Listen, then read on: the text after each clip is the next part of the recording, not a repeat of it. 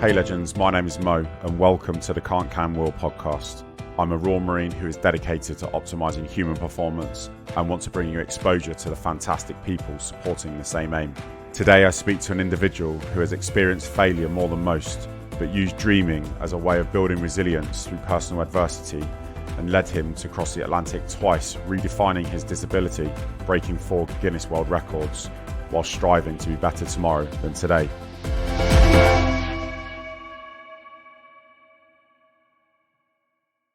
This episode has been sponsored by Discreet Chaos. Head over to their Instagram at Discreet Chaos and use the promotion code CAN'TCANWILL21 to receive a 10% discount on all clothing. Episode 9, Frank Spencer. We had a conversation a few weeks back about dreaming. And I found it really fascinating, your take on what dreaming has actually meant to you and how you've only just really realised that concept from a recent podcast that you'd done a couple of weeks before we spoke.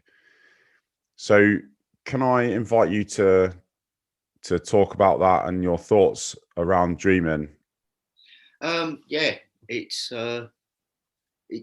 not just come about like a sudden realization on another podcast. It's been something I've been thinking about for a while. I'm writing a book and going back over childhood and things like that, and lots of different memories. And one thing that kind of astonished me really was I'd forgotten just how absolutely useless at everything I was. And I like the way that you sell yourself there. It's brilliant. But it's I'm not bad now.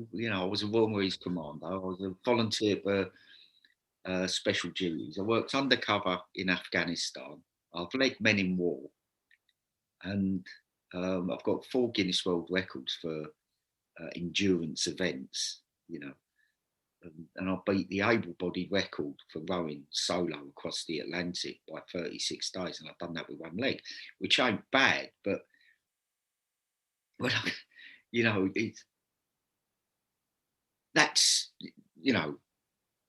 I'm proud of all of those achievements, but I just can't. It's really come about by trying to make sense of that when looking at how absolutely useless at everything I've ever been. I'm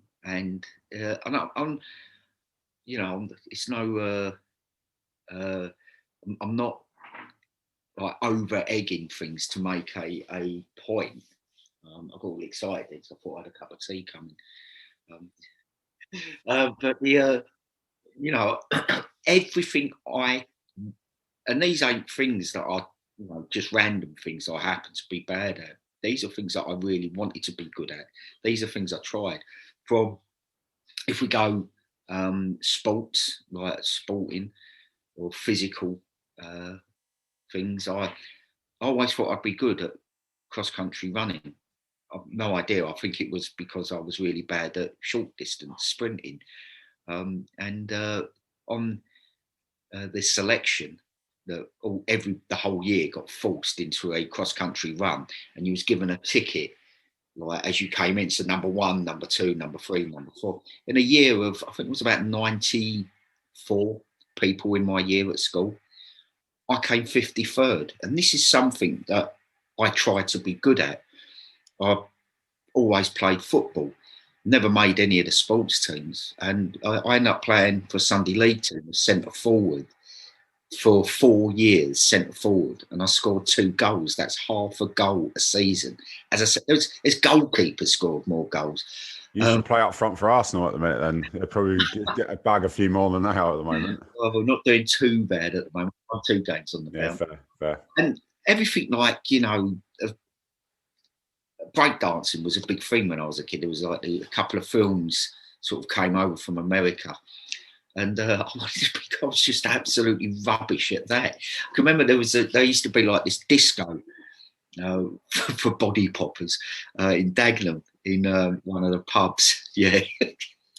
And they used to call it a burn off or something ridiculous, where you'd have like a break dancing battle with someone, and I ended up I volunteered. It's not only being bad at things; it's just actually putting myself in positions where I just fall over constantly. I put myself up to go on this sort of breakdancing battle against someone, and he sort of ran off and started spinning on his back and windmilling. That was windmilling was like the holy grail of body popping. Like if nobody knows what it is, it's where you kind of spin on your back and spin your legs round at the same time. It's probably best if you Google it.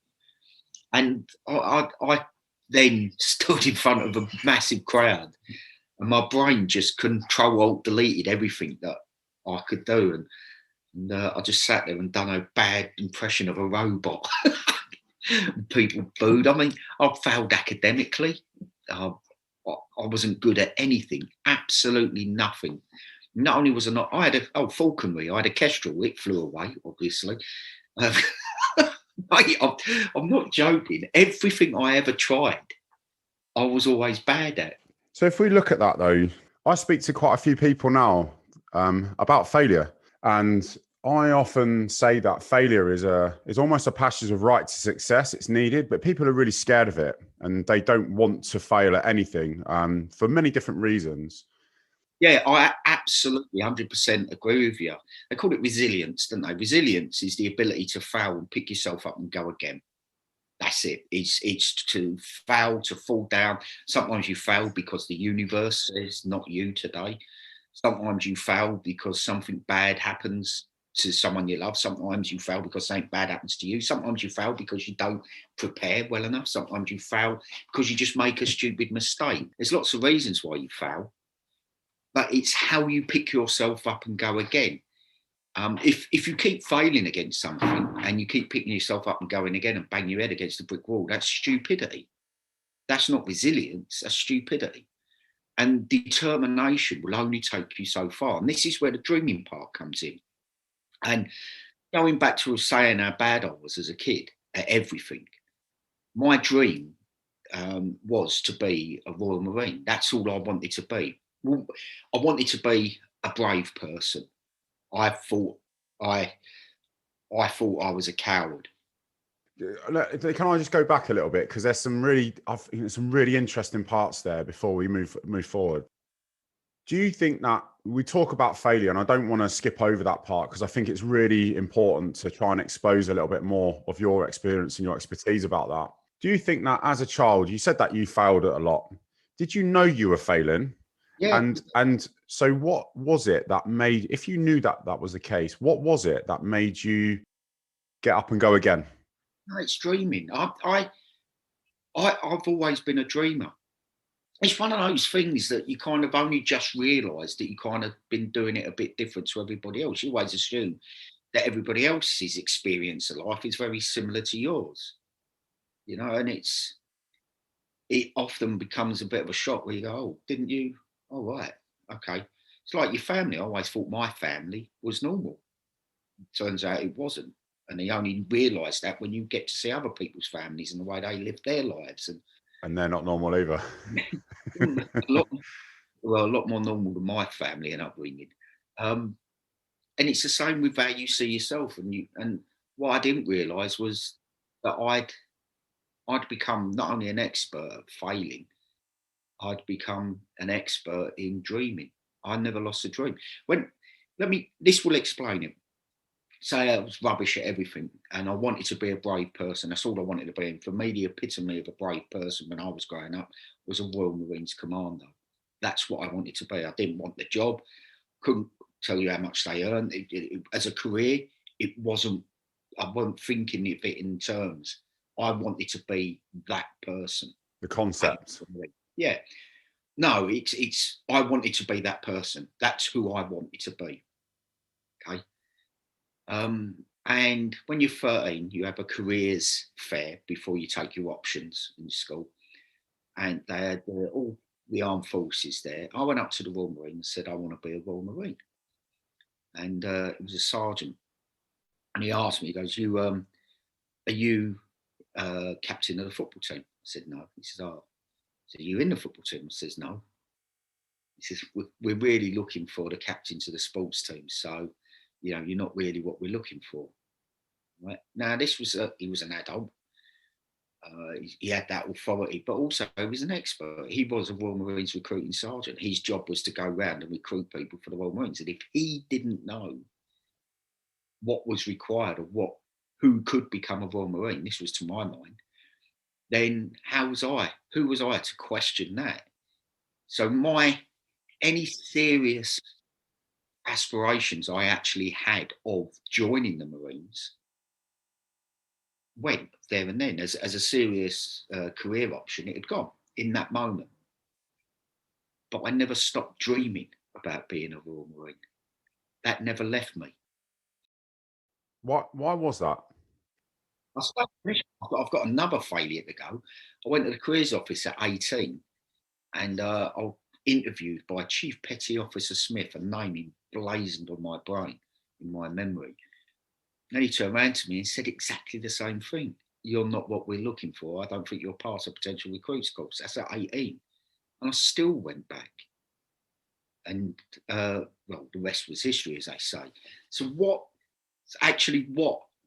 kept that in me? Yeah, because and the reason why I think it's really current for me right now, because I've been doing some presentations to schools and to the latter end of the school age, so teenagers. And this is really current because you were a teenager and your dream was to become a Royal Marine, and that door was shut not once but twice, but yet you still achieved it. And I think it's really important to understand how that happened. What did you do? Well, if you keep picking yourself up and running at a brick wall hoping you'll get through it, that's stupidity. Okay? There's a difference between stupidity and dreaming. Dreaming is where you don't leave you, where you still allow yourself to drift off. So this is, and it's part of the reason why I wanted to be a brave person. Everything's relative, but relatively speaking, I had quite a difficult childhood and upbringing. And one of the results of that was that I would drift off into a dream world as an escape from the reality of, what was not a very nice time. And I would allow myself to do that. And I got really good at it without realising, without sitting there and thinking, right, what will help now is if I just dream. It's just something that I always used to do. I find myself doing it all the time. I do it now. I just drift off. I see something on the news and I'll drift off and imagine. Twice in the last week, I've found myself imagining being an astronaut. I mean, I'm 52. Oh God! But I know some of the dreams you've had, Frank, and you've achieved a lot of them. Yeah, well, it was on the news. Tim Peake was launching it that they want to see about getting people with disability in space. Right, just that one headline was enough for me to drift off and sit there imagining myself doing it. And this morning, it's on the BBC website, a Japanese billionaire, he's bought the first SpaceX flight into space, and he's paid for 9 spaces, and he wants to take 8 other people up there with him. And they've got to be, and he's going to sort of choose who it's going to be, but it's all free, and it's going to be people that have done stuff. And that was enough for me to drift off from me little. It's part of me. It's what I do. I sit there and I'll dream. I think for those that are listening, the context behind what you've just said then will come apparent when some of the dreams that we'll talk about that have turned into realities, which is why I laugh, because I can just imagine you with a space helmet on in about 5 years' time, giving a thumbs up to the camera. You saying that though, Mo, I now don't try and make sense of things that happen. When something happens now, I kind of go, oh, well, that's normal. That's it, because you don't realise how just like I don't believe in karma and the power in positive thinking, how that can me believe in something can actually change something in the universe. I don't think it works like that. In fact, I'm pretty certain that it doesn't work that way. It's probably more that those opportunities exist, those little wormholes to reach your dreams exist, but we stop ourselves from going down that road because we don't believe it's true. We can't imagine us doing it. Whereas I can easily. I can see myself easily doing things because I allow myself to try. And that's set against all of the evidence that I am rubbish at everything. I've achieved what I've achieved. And I know and I can feel you going, yeah, but not really. I have achieved everything I've achieved, being absolutely rubbish at everything, right? And I, if I had, if I had my son's natural ability, for instance, he's always been sporty. He's always been really good at everything that he does. He starts karate as a kid. Within 6 months, he's getting the best newcomer award and getting one of his belts. He's always been like that, you know. Annoying people like that, aren't they? Gifted. Yeah, but I think you're one of them. You're one of them. No, I'm not. I'm not. I always think, cool, imagine what I could have done if I had a bit of ability. If I had, I used to think that my one skill, the one thing I'm good at, is not giving in, and it's probably true. And I found that out when I finally got through an interview for the Royal Marines, got on the potential recruits course. I scraped everything. I got called back in at the end of the potential recruits course by the chief instructor. And he went through every one of my scores on the USMC tests, all the press ups, everything. And I was 1 or 2 in on all of them. I think I'd done okay on sit ups. I was just bad, not absolutely scraping the barrel, right? And the last thing you do, and I think they still done it when the PRC was a thing, they take you down on the bottom field and they thrash you until people start giving up. You just keep going.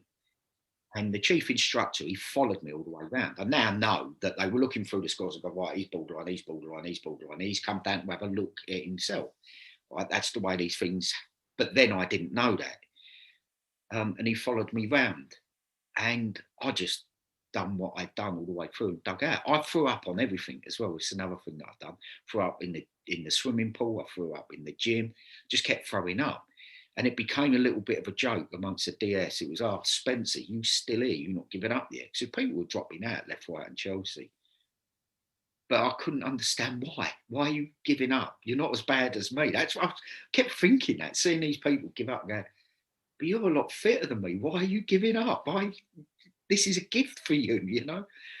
And it's actually when I passed the PRC that I just needed the chance to get on it and prove to someone that I had the ability to not give in. And that's the only natural ability that I have, is that I don't give in. I now attribute that isn't down to determination, just being a determined person, disciplined. It's not that. It's because I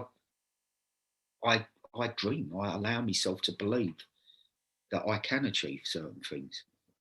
So basically, in other words, the end state, the goal is greater than the experience to get there. You're that hell bent on wanting to do what you've set out to do, that the process just happens and you're going to move forward no matter what. Kind of. I joined up my troop, 635 troop and training. I looked at everybody else there. There was people who ran for Scotland. There was lads who box for hours, lots of really good sportsmen. I looked at them, and I felt like, imposter syndrome sort of followed me for the majority of my career. Well, I thought, I God knows how I've scraped in to get in here, but I'll just hang on for as long as I can. But that ability to hang on for as long as you can, that comes not through just sheer discipline. I will not give in. Although, a bit of that is needed. But what drives that, I believe, is that I allow myself to dream that it's true. And I know it's a dream. I don't sit there and go, right, I will, if I do this, this will happen. It ain't like that. It's literally just allowing yourself to just drift back into your own little world and daydream. It's daydreaming. When you're in a position where you're being tested on your resilience is being tested on the assault course, as an example, when your body is screaming and you're thinking, and most people are thinking, what the hell am I doing here? What goes through your mind at that? You know the points at which, it's the character testing elements of training. What goes through your mind at that point? Thinking, there's two lessons in training that I've really learned, real important lessons. The first one was on exercise running man, which was a kind of half navigation, half say survival, but it's really just starve because you ain't going to catch anything, live off the land. And I remember the way it's run, you're living in a wood in this shelter that you've made, and you all sat round a fire shivering, trying not to let it go out.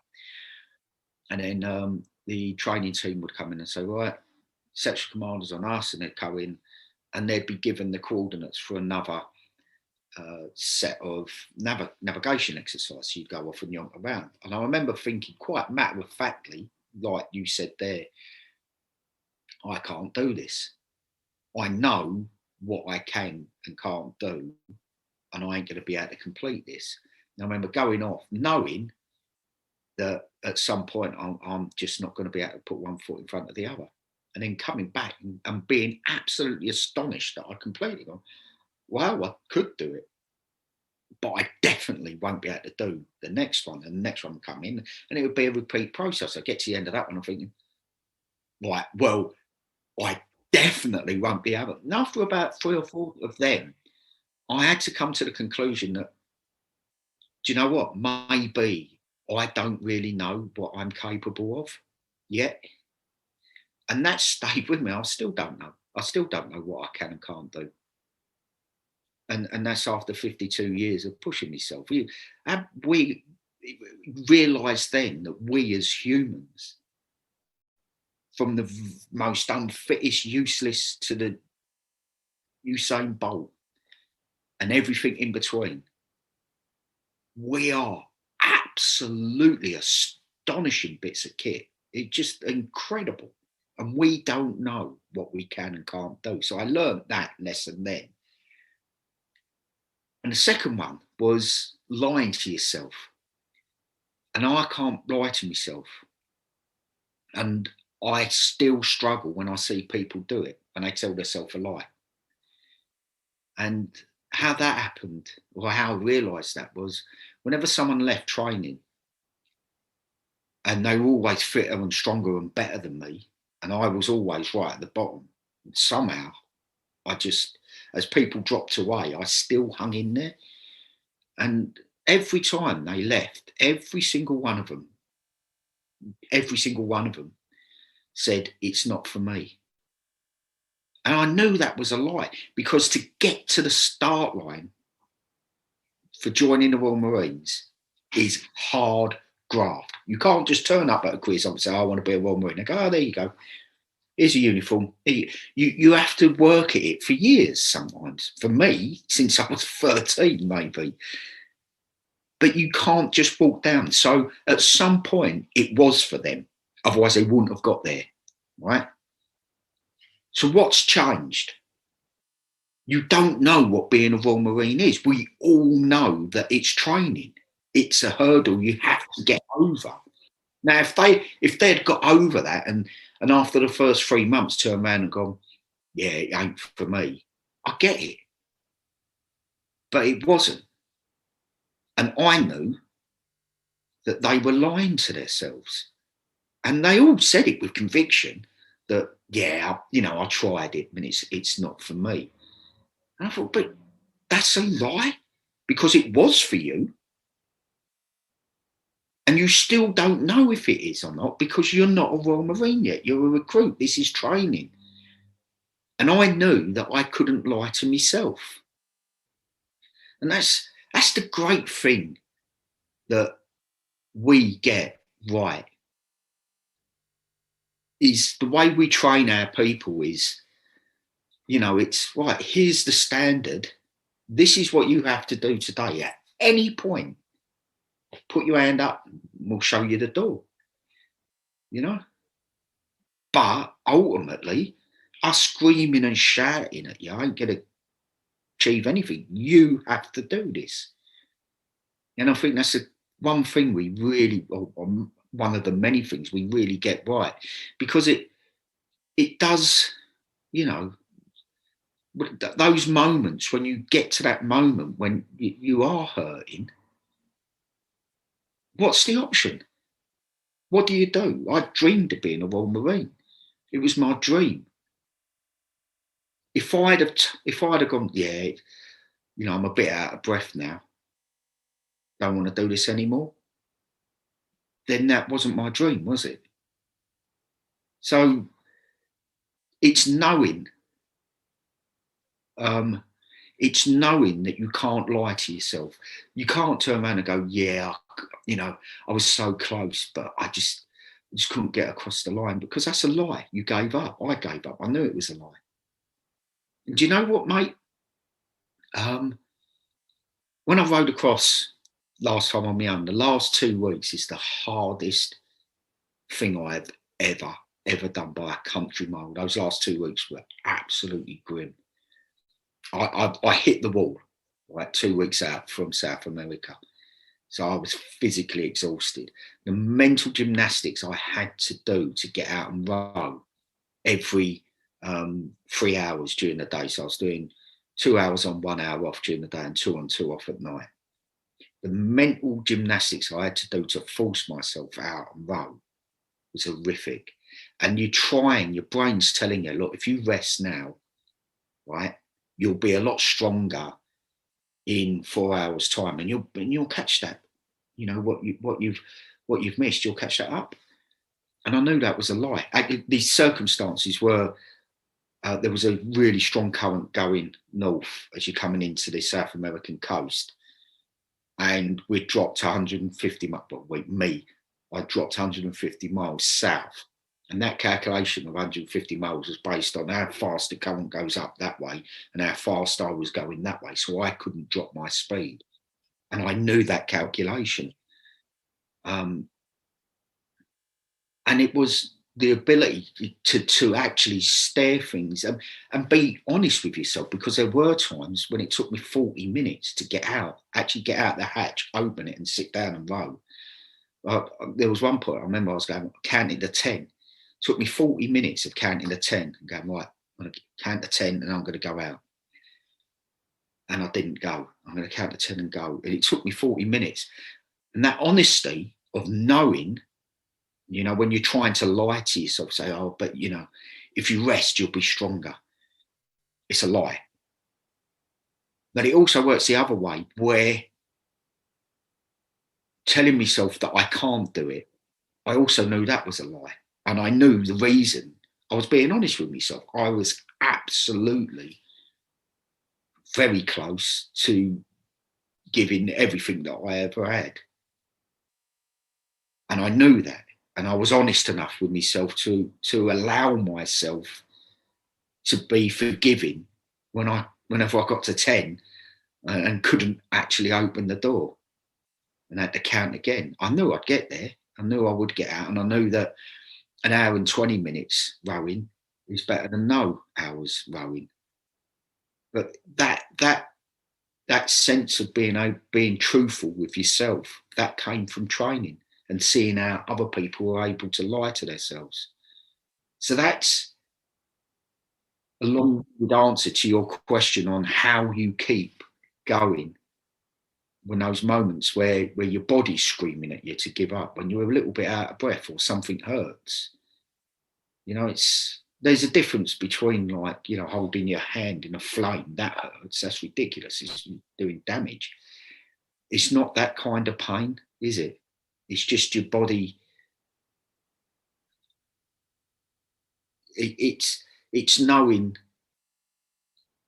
that actually giving up is gonna end your dream, you know. And again, it comes back to that thing. That's what picks you up when you fail. That's what keeps you going. Is dreaming, being able to dream. You spent about 7, 8 years trying to achieve your initial dream of becoming a Royal Marine. Can you remember what it felt like when you passed that out off the parade square with a green beret? Yeah, I felt, as everyone does, I felt $1 million, but that don't last long because I wanted to be the Royal. I didn't want a career in the Corps. I didn't want a job where you travel, and I didn't want a uniform. I wanted to be that person. I wanted to be a brave person. That's all I ever wanted to be. I wanted to be able to look myself in the mirror and be proud of the person I saw staring back. When you join the Marines,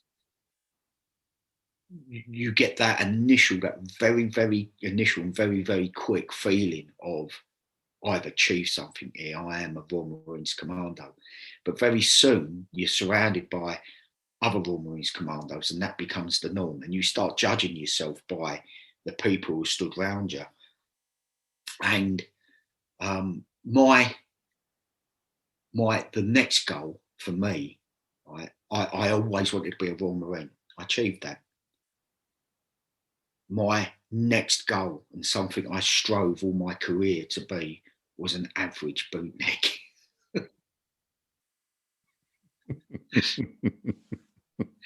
And mate, do you know what? There's no better accolade than someone calls you are an average bootneck. There ain't. Someone says that to you and means it. That is the biggest compliment there is out there. You think about how many the incredible, awesome blokes that we know. There ain't a better accolade than that. I want to go towards the end of the career. You've had a very diverse, colourful, and incredible career with operational deployments, travel around the world, and met some incredible people and done some amazing things, which is a show in itself. But I'd like to go towards the end of your career and talk about the few years leading up to and including your transition and the events surrounding that time frame. I've always, in that quest for being an average bootneck, always pushed myself on, and I've failed lots of things on the way. I put myself in for a sniper's course in my first year in K Company, and I got quite a lot of it was a bit of bad feeling, you know, as a young sprog. How dare you put yourself? You shouldn't put in for a sniper's course unless you've done an island first. And then I passed the selection, and it was kind of like all of a sudden I was accepted because I passed, but I failed the actual course itself. But that gave me I failed selection for the SBS twice. I would have gone again. And I've always kind of pushed myself out there. And when I failed my sniper's course, because just getting on and doing the sniper's course itself, you kind of always, like when you went back to your unit, you got employed as a sniper because so few people passed the course that just by doing it, and I got in what was known as a sniper multiple. for the South Armagh tour in 94, 95. Where'd you go in South Armagh? I was at Besbrook Mill. Yeah, I was there in 2001. Was you? Yeah, Horrible, wasn't it? wasn't ideal. Yeah, No, not. old school. Yeah, it was like falling down old 18th century mill, wasn't it? Yeah, I ended up in Crossmaglen with Lee Waters. Was you? Yeah. Well, we were like deployed across the whole of South Armagh. We went into South Tyrone a couple of times, and we were used solely by a unit out there called JSG, who ran all the agents. Trying to think of a couple of books that are out there. 50 Dead Men Walking. The Operator is another one. When you say agents, what do you mean by what do you mean by that? Can you explain that? So not all the paramilitary organisations were infiltrated by various intelligence services, including the British military had its own unit called, then it started off as FRU, Force Research Unit, then it changed its name to Joint Support Unit, and now goes by the name of the DHU, Defence Human Unit. And they were running agents in some of them in the highest echelons of the IRA. I think State Knife is a famous book of one of the most high profile of the British agents in the IRA.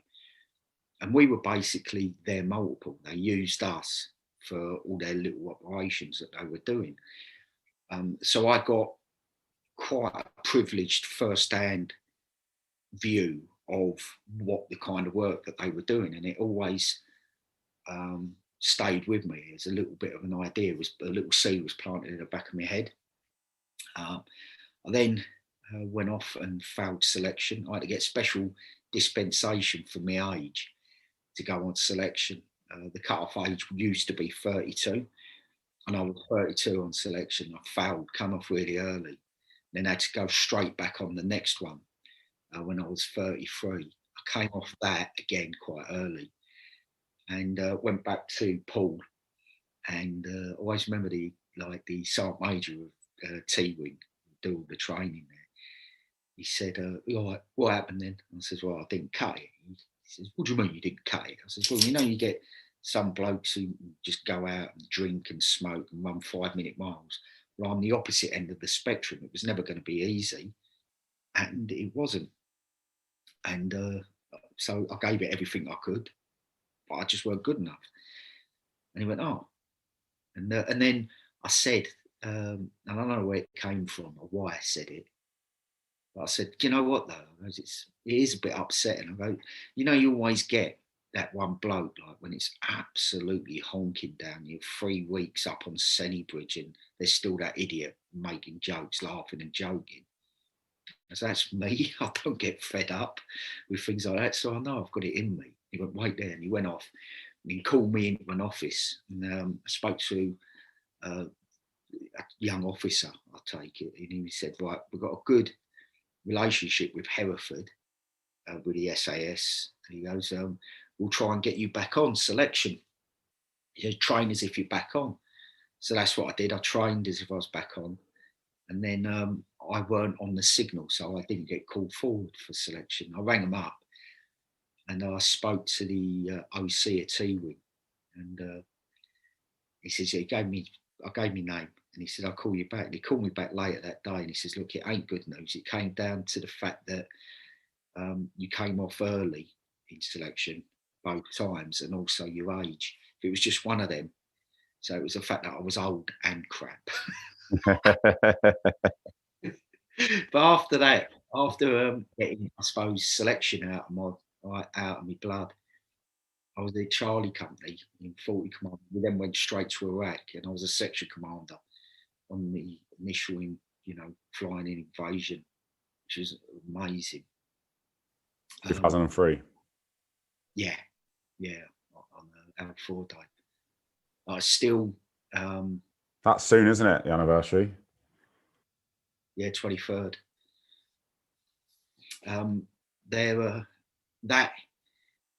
After that, I started thinking again about that JSG, the agent handlers in Ireland. So I don't know, I always felt like it was something a bit more suited to me. And then finally got around to applying for that. Went off, they call it a PTA, pre-training assessment. And there's upwards of 60 odd people on each one. And there's 2 feeder course. And there was about 14 of us passed the selection thing and then got put in training. It was a course of about 22, 23 of us on the course. And out of that course, no one passed all the way through. But subsequently, people who went back and tried again, only 3 of us got through. And I spent the last 10 years of my career working in a price service unit, away from the core, but still very much a bootneck. Did you enjoy it? Loved it, absolutely loved it. And again, it's like you pass the course, and then like I'd done so badly on my first course. I think a lot of people probably in the unit thought I shouldn't have got a second go at it, maybe. So I had to. I felt there was a lot of bad feeling surrounding me, and I had to prove that I, firstly deserved to be there, but which I did. The great thing about Afghanistan or conflict in general is it's often a big test and a great opportunity to prove what you can and can't do. I mean, that proves a point, really. So when you said, I'm thinking now, when you said that people didn't really think you deserved a second chance because for your own admittance, you did so badly on the first go. That's an environment that supports failure. And so to overcome that, you have to then not only overcome your own head, but you have to overcome the environment that you're in to be able to try and succeed. No, I'm not saying that they should give everyone a pass. That's not what I'm saying. But it's different levels of failure, though, mate. I was quite a way off the Richter scale. but I think the point being that even though that you went back and passed. So the perception on I'm quite well on the second course as well. But that is my point. But the environment at which, and this isn't a dig at the training pipeline there at all. This is more in general, where I think we sort of look at failure and go, discard, see you later, in other people.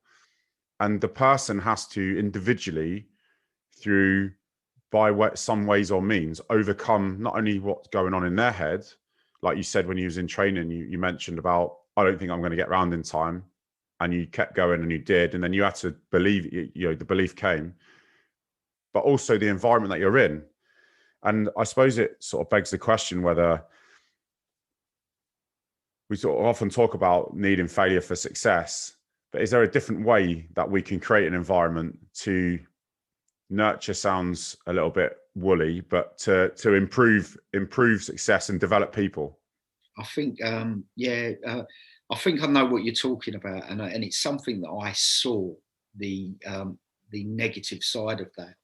On my course was someone who failed, absolutely failed, and they took them on at risk. And we then went away, done a tour, and came back. And more or less all of us who passed that course, we went straight on as DS teaching on the course. And this person was notorious for being the harshest marker out there. And I think what that taught me is that as an instructor, and this goes back to the corporals taking lads through, it's so easy. There's that inherent environment in nearly all military organisations of, in my day, it was a lot harder. We'd done this, we'd done that. And that feeds into it. And people forget how crap they were when they were in a similar situation.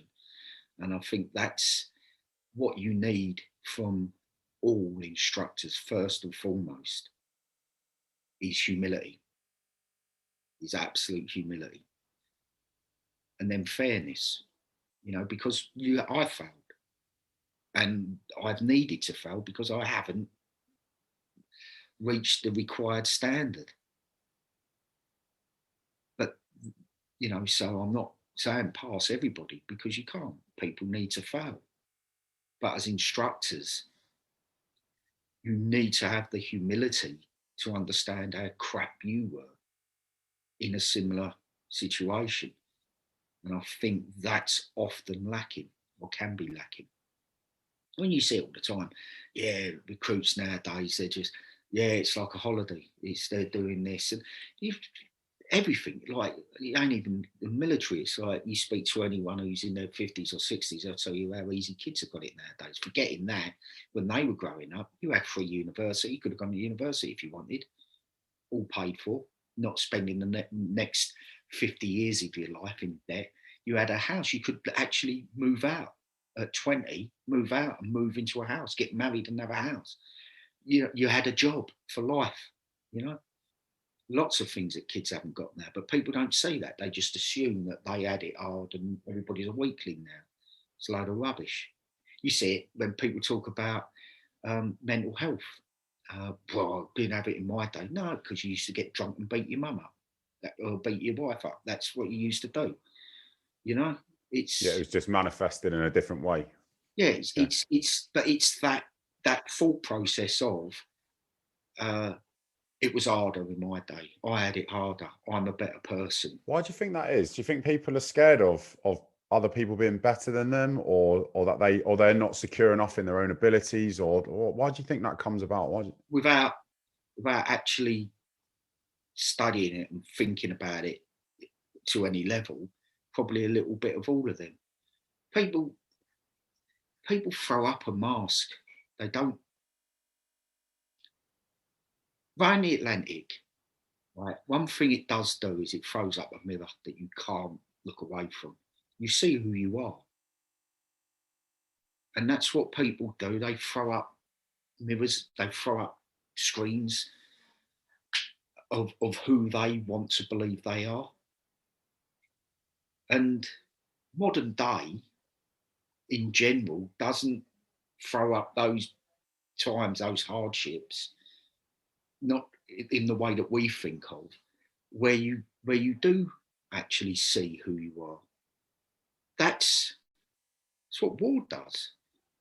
You can think you're the hardest bloke in the world, in the pub, the hardest bloke in the pub, but you don't know how hard you are until someone's shooting at you. You don't, do you? And that's the thing. People throw up. They lie to themselves, and it all feeds into that. I'm, my kids have got it easy. I had it hard. No, you didn't. It's different, yeah. And the thing is, I was thinking about it now. People don't know they're lying to themselves either, because it's just what they've always done. Because they've never had like you say, when you expose yourself in times of arduous and in a time of arduous nature, like you have many times in your life, you get to look at a mirror image of who you actually are. There's not, but if you never experienced that, you wouldn't know. Every time that's happened to me, I've gone, oh, didn't know that. I've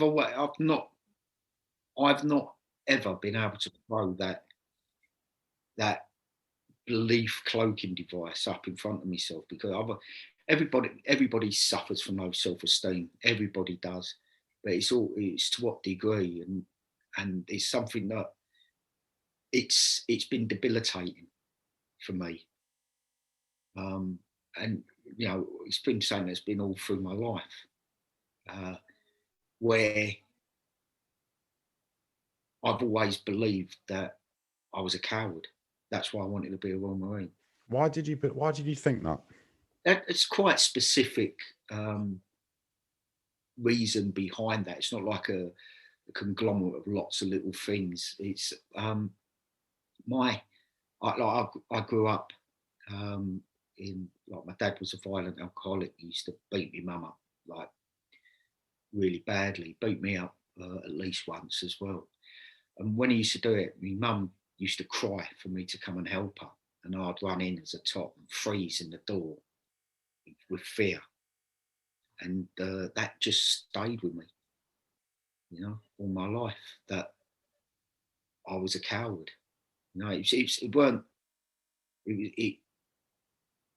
as I believed, that, I've had two legs and two arms, as fundamental as that, and my head is on top of my body, as fundamental as me knowing that's the body I have. I also knew that I was a coward, and that's why I dreamed. Like, my dream was to be not a Royal Marine as such. My dream was to be a brave person. I wanted to be what that Royal Marine meant to me, So that's where that comes from. So whenever my mum and dad divorced, and my relationship with my mum sort of massively deteriorated from that point, from about 7 or 8. I think my mum and dad divorced when I was 7. It was like a long, protracted period of a couple of years. And like, my dad lived round the corner, and we lived in the same street as my dad's mum, so my nan, granddad, who, like, always been a big part of my family, a big part of my life, my dad's side of the family. But because, like, my relationship with my mum sort of deteriorated to almost nothing, it sort of leaves you, and also not being good at anything. There was nowhere I could take solace in. I wasn't even one of the naughty kids, I wasn't one of the hard, tough kids, I wasn't the sporty kid, I wasn't the clever kid, I was nothing. I wasn't even the kid who could do falconry. Because you lost it. And I couldn't even spin on my head. Everything. I mean, even like the thing with, I just remembered something else. There was like street art, spray painting walls. Well, that sort of came over. Yeah, that came over from America in the early 80s.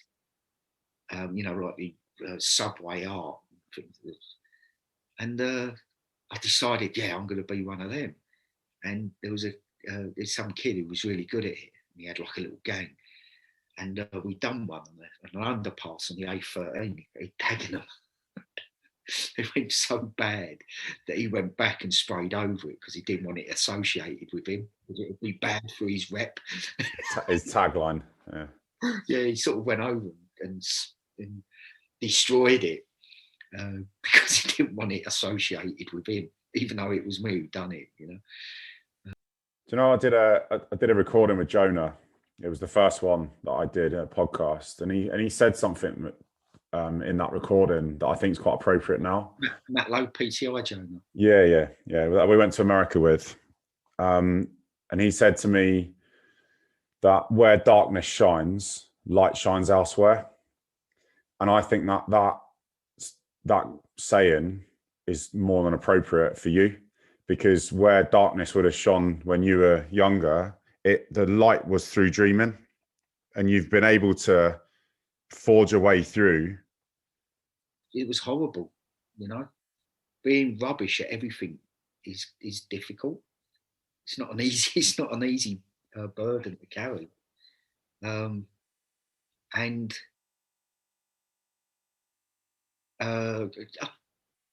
mate, I'm pretty certain that dreaming was a coping strategy. Allowed me to drift off. I don't think you'll be the only one. I think that other people will do the same, but won't realise it, which is half the reason why I wanted to speak to you about that particular topic, because being present and thinking, okay, well, I'm dreaming, that's a good thing, because Frank does, and look at what he's done. I'm going to, and if that's a coping strategy, brilliant. And I think that will be inspirational to other people that will realise that I do the same. I think when you dream as well, you exercise the optimism muscle. And I think that's probably as important as the dream in itself as well. Is I'm a firm believer in, if you want to get good at saying, do it. If you want to get good at press ups, do press ups. There's nothing better than that. And if you want to get good at believing you can do something, then believe you can do something, and dream it, and dream it. And you're exercising that optimism. I'm ridiculously optimistic, and that's because of I'm pretty certain of dreaming. That was it.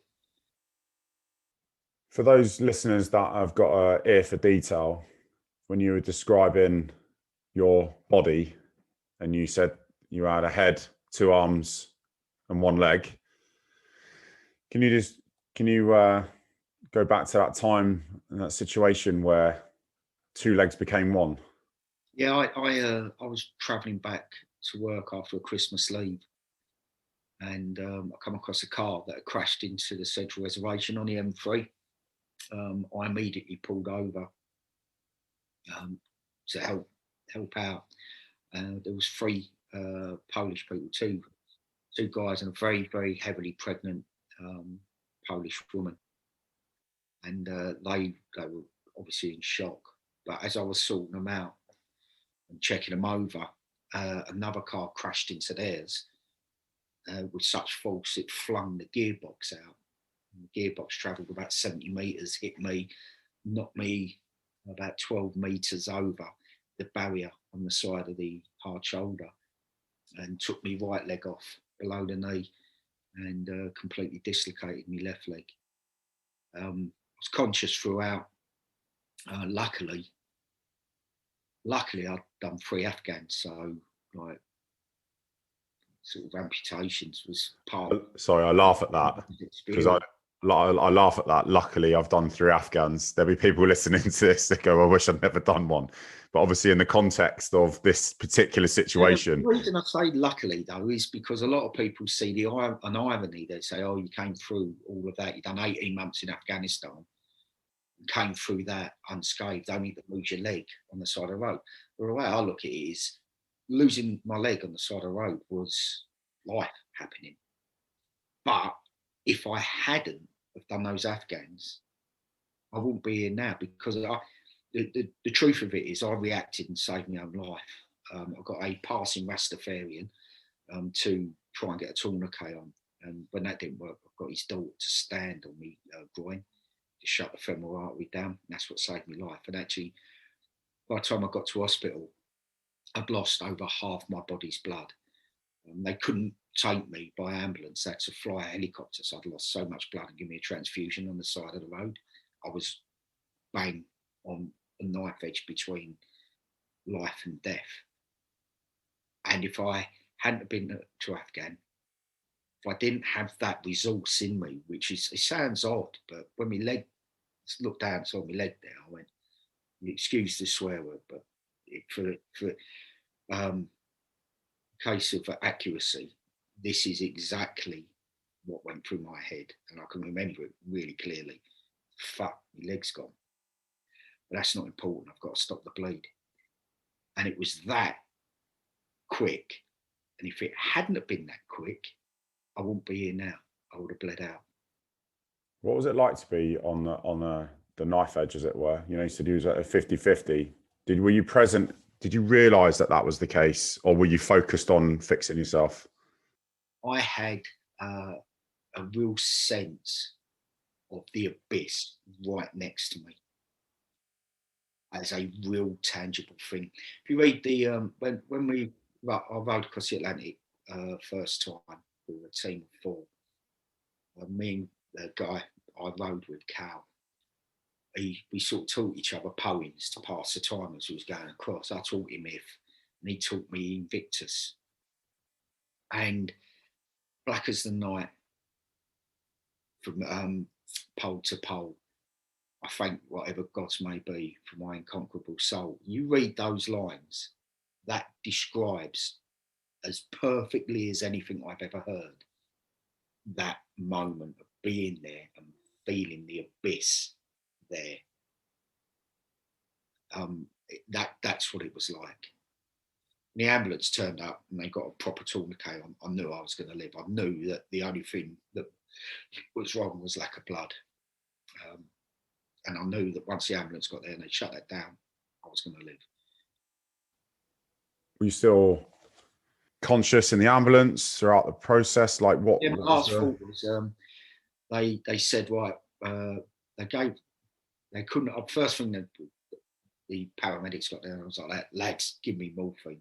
So as soon as they turned up, I was in quite a lot of pain, as you can imagine. And they said, we can't until you've lost too much blood. And they couldn't give me morphine because it would just shut down the system. So a helicopter came and they got me in the back of the helicopter and they gave me a plasma. And then once they gave me that, I remember the medic saying, it was a doctor, and he said, right, we're going to give you something better than morphine now, we're going to give you ketamine. And then we'll take you to hospital. And I looked at the doctor and I went, do you know what? This ketamine's brilliant because I want to say that I saw you yesterday at Romford Market. True story. You know, I know that's not true. And he looked at me weird, and that's the last thing I can remember. I woke up in hospital the next day. You didn't get your answers to see if you'd actually seen him or not. Yeah. I woke up in hospital the next day. I fought my way out of. They were going to keep me in an induced coma for a couple of days to let my body rest. But I fought my way out 3 times, and the third time they decided it would be easier to leave me awake than to put me under again. What were you thinking when you're lying in the hospital bed when on that third time when you were left awake? They came and told me that I'd lost my leg, and I said, well, I'd be surprised if it was still there.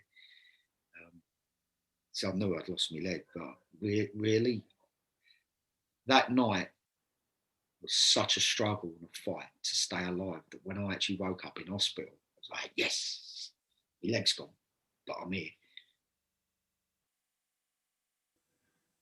And what was it like the weeks, months following that incident? Right, within next year, I'm doing a thing called the Triathlon of Great Britain. Right, where I'm going to swim the Channel, cycle Land's End to John O'Groats, going via Snowdon, Scarfield Pike, and then do a marathon over Ben Nevis. So I've incorporated the 3 most iconic and biggest challenges in the British Isles: swimming the Channel, the 3 peaks, cycling Land's End to John O'Groats. Right? I had the idea for that within the first couple of days waking up in hospital. I was on a lot of drugs, which probably explains quite a lot of that. I hadn't even been able to move myself out of my hospital bed to defecate yet. I hadn't been able to do that. And I was still dreaming of doing a marathon over Ben Nevis and swimming the Channel. That's the level of optimism. And that's what I mean by dreaming. I just lay there and thought, God, wouldn't it be amazing if I could do that? And then I'd gone. I was away dreaming how it'd feel like crossing the line, swimming the Channel, and doing all that. In the meantime, rowing oceans got in the way. And that's why I'm looking for, I'm finally going to tick this one off. I had the idea within a couple of days of losing my leg. I'd like to come on to that. I know you've made reference to the Atlantic crossings, plural. So much the same as you had a dream to join the Royal Marines, and then the seed was sown for agent handling and many other examples that you've used. Where did the Atlantic crossing seed come from, and where did that dream start? Don't know where the dream actually started, but the seed came. I was in the Royal Marines display team in 2004 with Scotty Mills, and I organised the end of season party, and it was in a pub in Poole called the Blue Boar. And at the time, it was run by an ex-bootneck called I can't remember his name. Anyway, I'd gone down there and had a few meetings with him, and in the bar on the wall was like this really odd looking boat like a rowing boat. I said, what's that? He says, oh, that's my rowing boat. I'll try to row the Atlantic in. No, you tried to row the Atlantic. I'd never heard of anything more bonkers. And I then spent like hours just asking questions, how he got the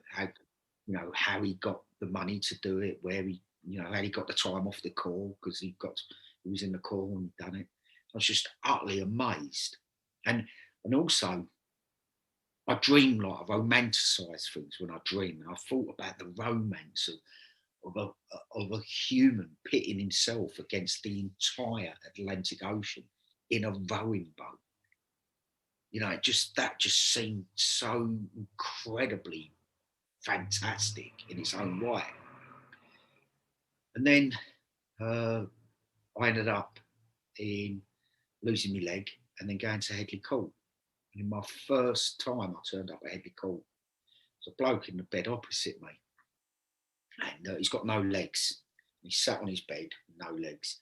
He's got a big beard. And he introduced himself. And I said, hi. I was in the bed opposite him. I said, what's with the beard, mate? He said, oh, I've just come back from rowing the Atlantic. I was like, what? With no legs. And then that's when I thought, when I lost my leg, that the person that I was, that when I as I said at the start, I've led men in war. I was a special duties operator. I worked undercover in Afghanistan, at the time most dangerous place on God's earth. I've properly fought. I could finally look myself in the mirror and be happy with who I saw staring back. And that's been a big thing in my life, is it's more than just a metaphor. It's an actual real test that I've applied all my life, is, do I like who I see staring back? And you can't avoid it every morning. Most mornings, you stare in the mirror, don't you? I thought that person that finally I am that average bootneck, and I can stare myself in the mirror and be happy with who I see staring back. I thought I'd lost that. I thought that had gone. And I thought, right, I've now got to redefine who I am, but within the terms of being a disabled person now. I'm no longer a Royal Marine. I'm no more a bootneck. I'm no longer someone who defines herself by what they could do physically. I'm disabled, but I've got to be the best disabled person I could possibly be. And when I spoke to, his name was Carol Royce.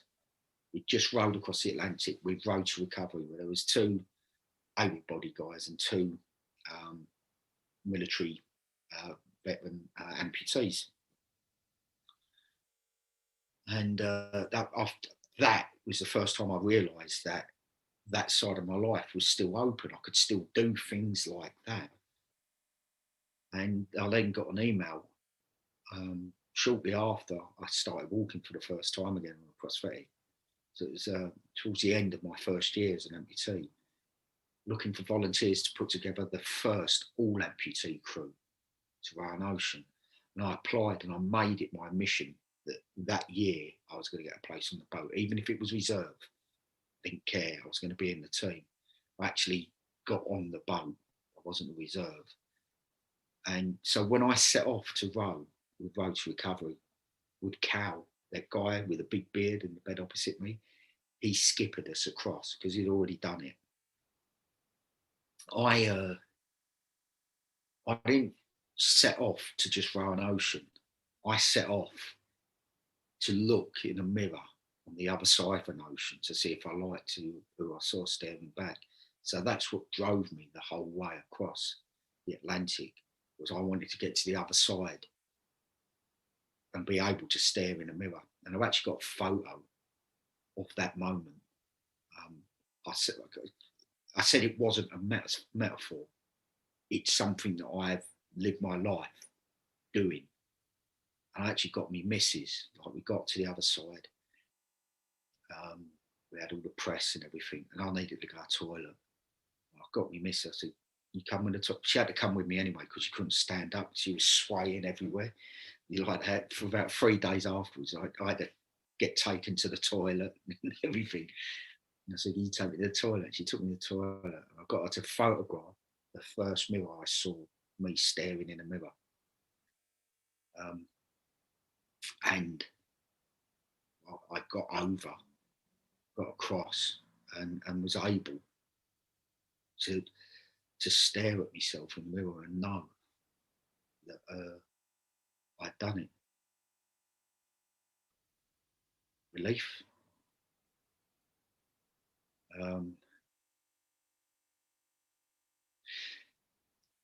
When I said I thought the person I was had gone, that person I took forever to get to be able to look finally at myself and be happy with who I was.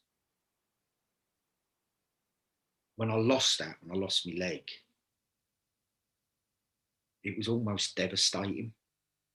I knew I'd have to start from scratch, right? But I knew I'd get there eventually because I'd done it once before. I just had to do it all again. But so actually, it was actually whilst we were rowing, about 3/4 of the way across, so towards the end, just had like this epiphany. I just suddenly realised. I remember the moment we was rowing. So I was still the same person. You know, nothing had changed in there. There's a little bit less of me. But you know, when you lose your leg and you're not a soldier anymore, you know you're not going to be a soldier anymore. Your identity's so bound up with that being a bootneck that when you realise that's gone, you think you've lost that part, you've lost yourself. And unless you've experienced that thing that, you know, it's a fundamental part of who we are, that sense of self that sits right in the centre of our being. Unless you think you've lost that, which I did, I lost it, actually finding it again is without doubt the single most important and significant thing to happen to me since losing my leg, without a shadow of a doubt, since losing my leg. Where did the idea to go, do you know what? That was pretty horrific, rowing 3,000 miles. I'm going to do that on my own. Honestly, it felt like there was a unique opportunity and it would be silly not to take it. I just rowed across, so I knew I could do it. I knew how to. I had the contacts now within that world to put it together. I also reckoned I had between a year and 18 months before I'd get medically discharged. So I was getting paid so I could work on something full time for a year to try and put it together. So I thought it was worthwhile trying. I thought it was a worthwhile thing to do. My mission since then was then and has been since is keeping wounded, injured servicemen in the nation's conscience. And I thought there's no better way of doing that than the sight of a wounded Royal Marine, one-legged Royal Marine doing something extraordinary. And I thought it was a worthwhile thing to try. I was in a unique position where I could do something that I thought was worthwhile. And I thought I'd give myself 8 months to see if I could do it. You know, I'd need a boat. I'd need, in the end, I think I had needed to raise between 140 and 170,000 in sponsorship and freebies to actually get the boat in the water ready to go and get her back, which is a lot of money. And I thought, right, well, let's try. And I was quite prepared to get, I started around January. I sort of made the decision about October, November time.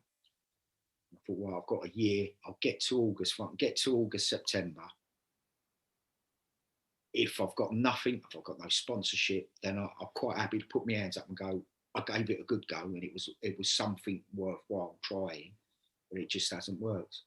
As it turned out, I've got quite a lot of everything in place by that time.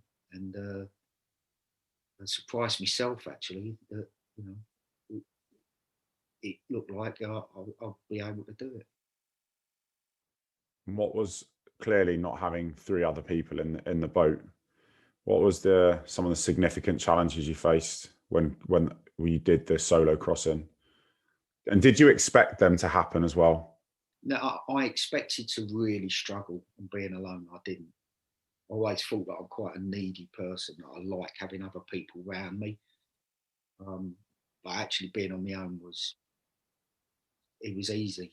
It weren't a problem at all. You know, you had people on the end of the phone, but actually seeing people, I weren't lonely, which I thought I would be. But what I didn't consider was fear when you're on your own.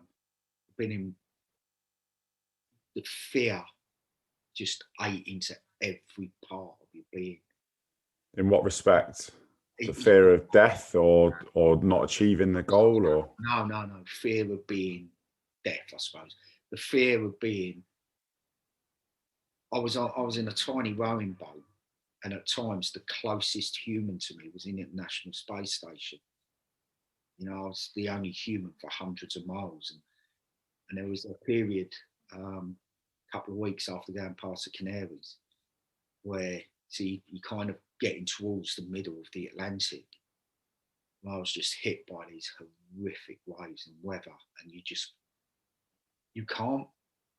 That's the thing, you know. If you go to sea in a small boat, then there's one of the fundamental truths of that situation is no matter who you are, what experience you've got, how well prepared you are, the Atlantic Ocean says, not you, not this time.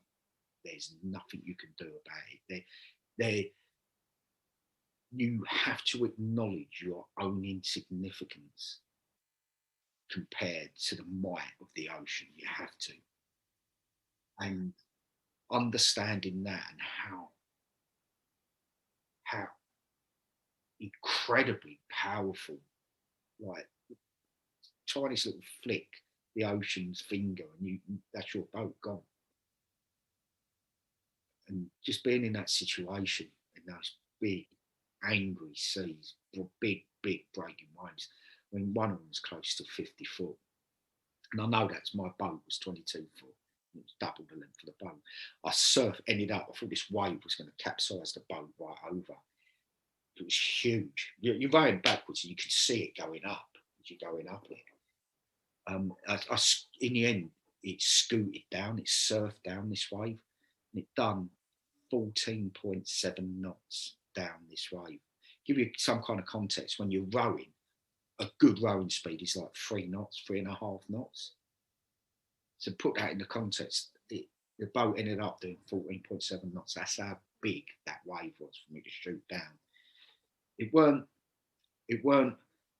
50 foot that way, it was 50 foot that way. It was like, and that was the biggest of a lot of big waves.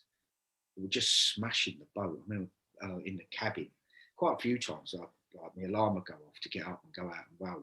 I'd open the cabin, I'd going out there, close the cabin door, and quite a few times the alarm would go off where the steering system had gone. Your boat's constantly moving. The waves and the wind, they move your boat, which a lot of people ask me, assume that when you're not rowing, the boat's drifting about. When you're sleeping, it's just drifting about. You can't. If it goes side on, for even the smallest breaking wave, the boat's going to roll. You're going to capsize. Now they're designed to come back up, but you know, many ocean roads have been destroyed there and then on a capsizing boat. Like all your oils get washed off.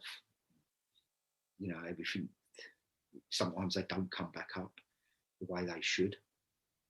Mick Dawson is a boat now. I'm reading his book at the moment. And he got stuck under the boat didn't come back up, and he had to make that decision where he had to open the hatch and get out and come up. You can't stay in there forever, can you? It's so that it's that fear, and I've been in situations. I've been to war 4 times. You know, I've been in tricky situations and dangerous situations. When you're surrounded by people, when you're in a troop, when you're part of an organisation or part of something, that fear is so much easier to deal with. But when you're out there on your own, it just eats into every part of your being. So there's nowhere to disappear to, nowhere. And I had to come up with a coping strategy. And the way what I used was distraction. I distract myself. So any bit of morale, even if it was my favourite meal, my favourite songs. If I was listening to podcasts or audio books, if I got to what you would be a page turner if you was reading traditionally, I would stop there and then. That point where you can't wait to find out what's going to happen. I'd have to stop, and I saved those moments for when the fear got too much. It didn't take it away, but it made it manageable. Wow. And those coping strategies sound like they were shoestring, but that's what kept you going. Yeah. Friend of mine lives in the village here. He's an army commander. Sort of like, we met at breathing classes, when you have kids. So I was 25 now. Christ. So I've known him for that long. His son, he recommended me before I left. He says, "Oh, good book." He says, "The Chimp Paradox." So I got that, and it's a way of looking at how your brain is basically made up of two parts. You've got your fundamental animal instincts, the chimp, and the higher thought, and what we would say what makes us human. It's Professor Steve Peters, isn't it? Yeah. They're often in conflict. And actually, I listened to that, and that's where I got the idea of distracting the chimp with nice things. And that's where I got the idea from, and it worked. Well, it worked. It worked enough to make life on the boat manageable, not pleasant, but manageable. So therefore, it worked. Was there any pleasant times on the boat? Yeah, loads. Like when you see turtles or whales or the dolphins at night, when you can hear them, you like your alarm will go off, or you're just awake, and you can hear the dolphins squeaking, and then you go out, and their skin, they come and have a look, and the moonlight shimmering off their skin, And not so much on this one because the weather was horrific, but on my first one, though, you get times when it's like glass, there's not a ripple for miles, and like the bioluminescence at night when you pull the oars in, it's just see this green glowing around you. It's beautiful. It's like the northern lights, but they're down around you. The stars at night are astonishing as well. Someone asked me, what's the best and worst thing about running an ocean? Worst thing starting, the best thing's finishing. But if you make me pull out something in the middle, there are moments like that. It's fascinating for me because, as you know, the aspiration is to try and emulate a crossing in a few years' time. So it's really incredible to listen to your story and to listen to some of the anecdotes that you have with it. I want to move on to talking about the book. You mentioned that you're writing a book at the moment. Can you explain some of the details surrounding that? Yeah, it's a personal thing. I actually got asked by a big publisher to write a book. If I would write a book before the row, then after the row we had a series of meetings, and it kind of fell through. There's a series of books, and if you go into any supermarket or Waterstones or Christ, can you remember going to airports? You remember what that was like, or an airport bookshop like Smith's? On the bookshelf, there's going to be a series of books, and it's going to be a military person, just his face, and a kind of rugged stare. And what they were trying, in hindsight, I think that's the kind of book they wanted. And the reason it fell through was because I haven't got a big social media following. So it came down to marketing. And I got told that's absolutely what it was. So if they go to Waterstone, say, here's our new book, and they say, who's going to buy it? They turn around and say, he's got like 30,000 followers on Twitter. And you go, okay, stick it in. That's how it works. But I started writing and throwing things down, and I'm now doing it. And as I said, I was an academic. I failed academically at school. I left without any GCSEs in English. I had to get one to be qualified for a sergeant major in the Marines. So I'd done it whilst I was in the Corps after I left school. Who did you copy? I just read a book by some prolific reader who wrote The Wasp Factory. He died, Jock. Ian, I want to say Rankin, it's not. Anyway, I read a book and I basically ripped off this book. It's called The Bridge. He wrote, and it's the book is the crux of the book is this person's in a coma, but you don't. Ian Banks. Ian Banks, that's it. Yeah, I just googled it. Yeah, Ian M. Banks. He does sci-fi, but Ian Banks, Wasp Factory, brilliant. Espadare Street as well is really good as well. Read all of his books, and I basically just ripped off the idea of being in a coma and not realising it's a coma to the end. And I think that the person who marked it sort of like, before it went, oh shit, I should have been marking that really, shouldn't I? Like grammatical errors and things like that. So I think that's how I scraped a pass.